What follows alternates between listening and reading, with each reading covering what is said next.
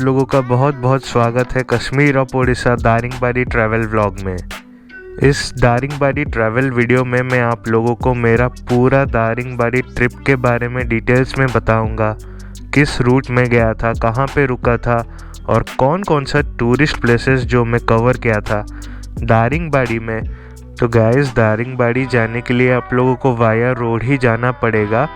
दारिंगबाड़ी का खुद का कोई भी रेलवे स्टेशन वगैरह है नहीं। तो दारिंगबाड़ी से जो नियरेस्ट रेलवे स्टेशन है वो बहरमपुर है, जो कि 120 किलोमीटर्स दूर है, और भुवनेश्वर जो कि 230 किलोमीटर्स दूर।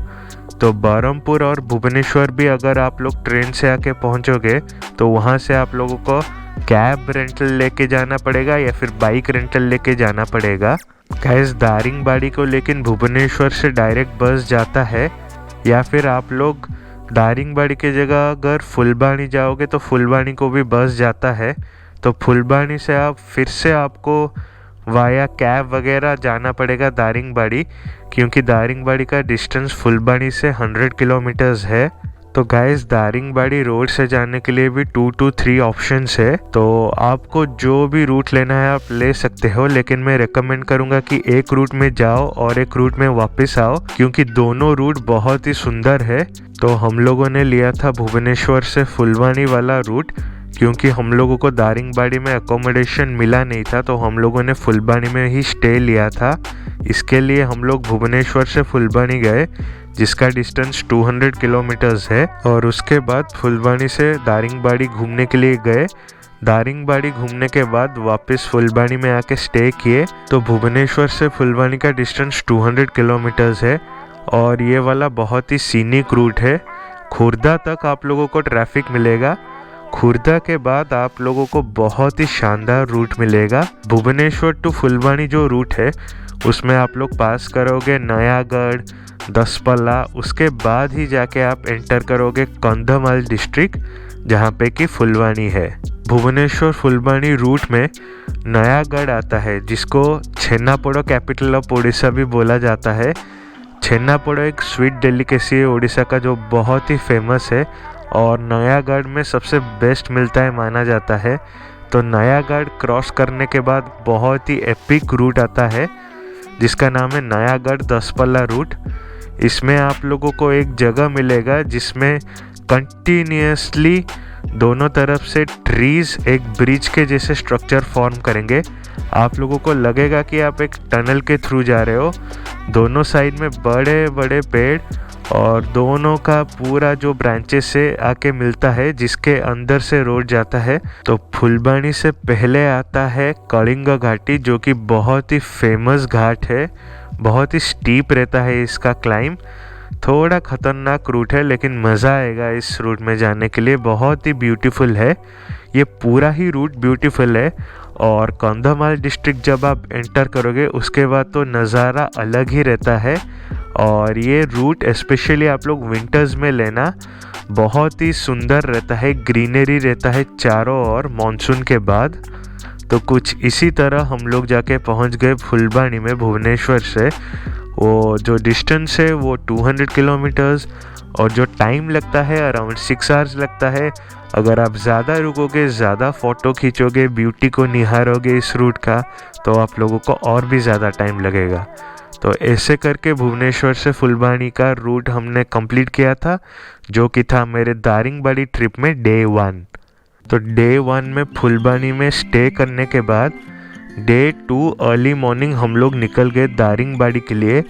तो स्टे के बारे में आप लोगों को कुछ बातें बता देता हूँ।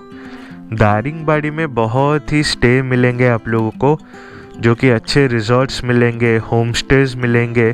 फिर अभी इको रिट्रीट शुरू हुआ है नया करके दारिंगबाड़ी में, लेकिन इन लोगों का अवेलेबिलिटी बहुत ही कम रहता है। तो आप लोगों को बहुत ही एडवांस में रूम्स बुक करना पड़ेगा।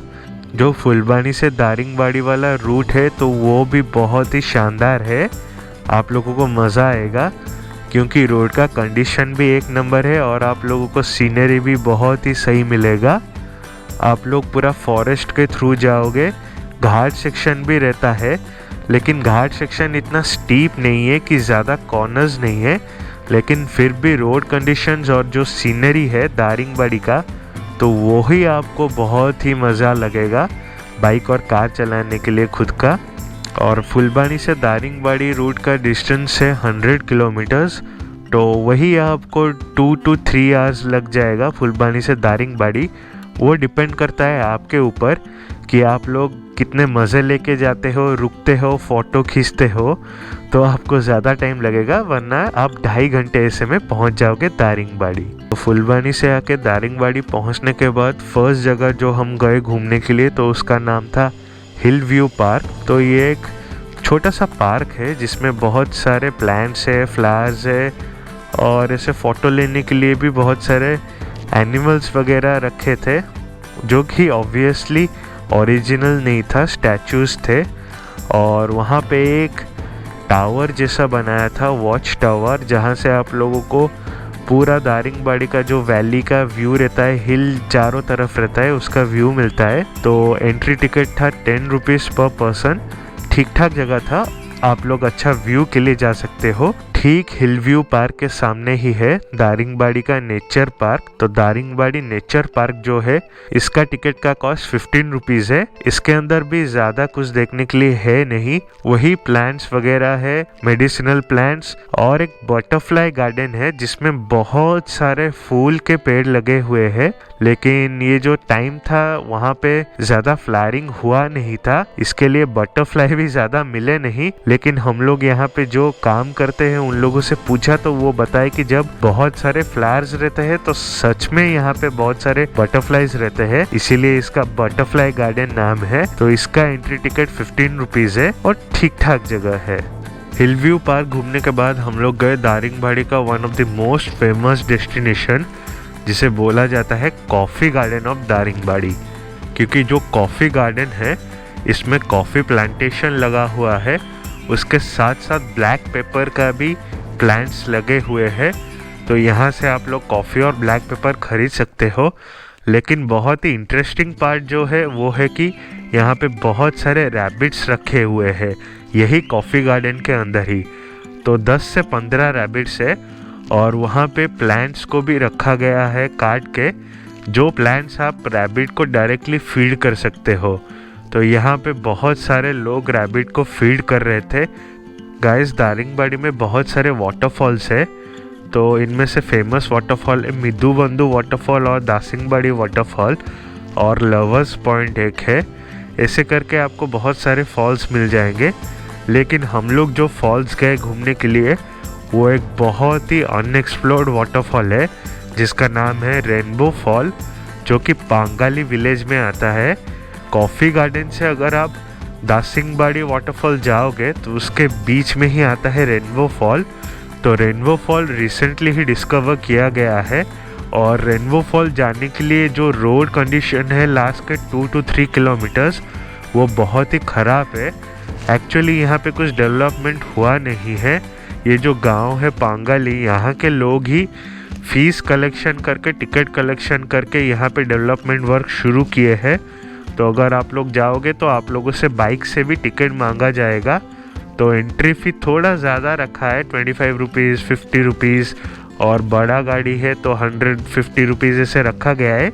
लेकिन वो भी गांव वाले अपने जगह सही है, क्योंकि ये जो जगह है इसका डेवलपमेंट किया जा रहा है। तो रेनबो फॉल जो है वो यंग मास के लिए स्पेशली है।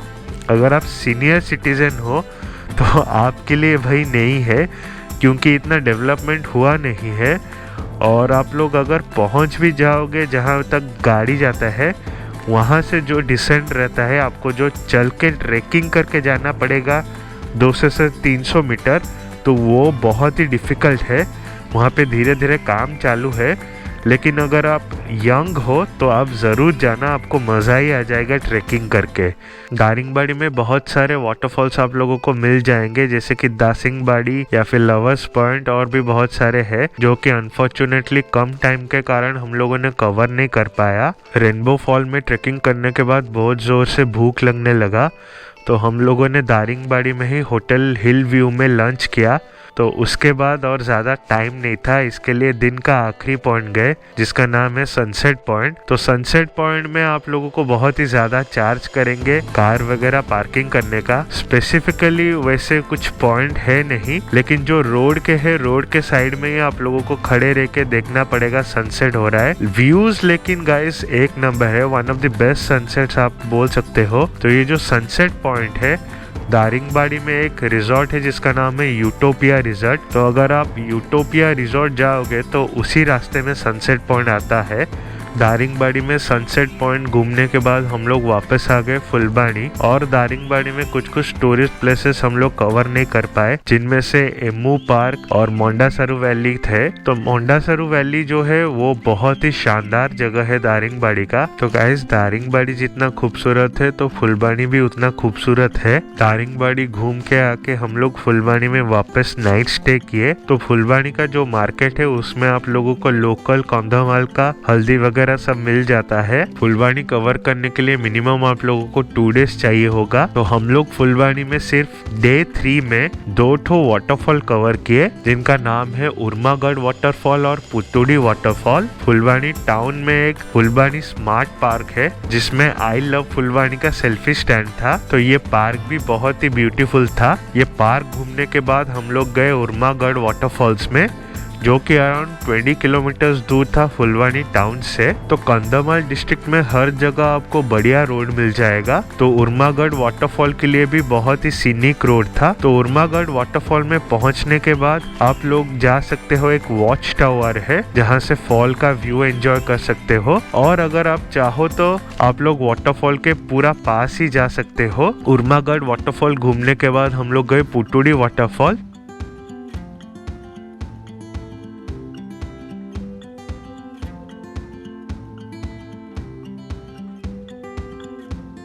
तो पुतुडी वाटरफॉल भी फुलबाणी टाउन से 10-15 किलोमीटर्स दूर ही है, लेकिन पुतुडी वाटरफॉल का जो रोड कंडीशन है वो बहुत ही खराब है।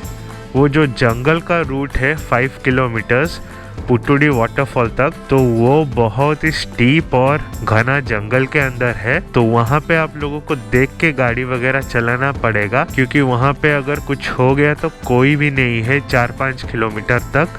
लेकिन रूट बहुत ही सीनिक है, बहुत ही मज़ा आएगा आप लोगों को।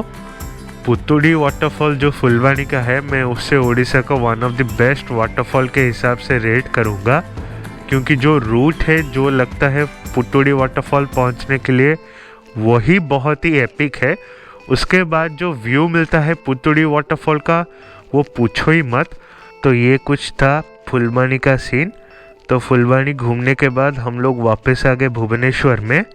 होप करता हूँ कि आप लोगों की ये दारिंगबाड़ी का टूर वीडियो अच्छा लगा होगा। बहुत ही सारे अनएक्सप्लोर्ड जगह है जो आप लोग घूम पाओगे दारिंगबाड़ी और फुलबाणी में। मिनिमम 3 to 4 डेज रखना हाथ में टाइम, ताकि बहुत सारे जो जगह है कवर कर पाओ। तो मिलता हूँ आपको फिर किसी नेक्स्ट ट्रैवल वीडियो में। तब तक के लिए सेफ रहिए, घूमते रहिए, खुश रहिए। Bye bye.